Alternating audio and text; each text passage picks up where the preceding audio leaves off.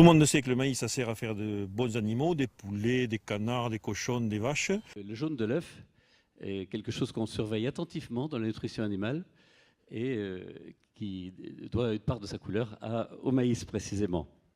Une des questions de l'humanité sera, est-ce qu'on peut nourrir ces 8, 9 milliards de personnes?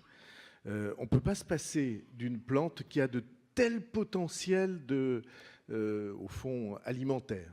Il y a un tiers de l'humanité qui va changer de statut en une génération, c'est-à-dire qu'il va passer des pauvres aux classes moyennes.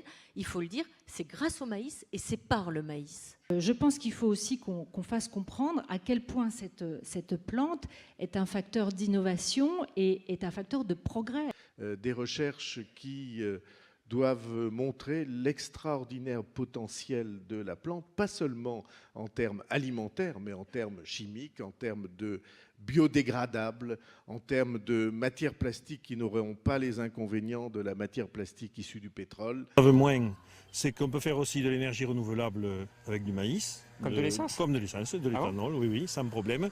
Et puis ce que les gens ne savent pas du tout, je crois, c'est que grâce à son amidon, dans la vie de tous les jours, on se sert du maïs pour faire la mousse à raser, les gélules de médicaments, les peintures, Non, c'est vrai? tout, oui, tout.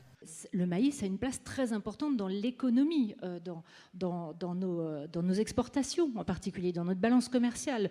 Le maïs, c'est un peu l'emblème végétal d'une mondialisation pacifique, d'une mondialisation réussie parce qu'elle permet à la fois de répondre aux enjeux de la croissance démographique, mais aussi du développement durable.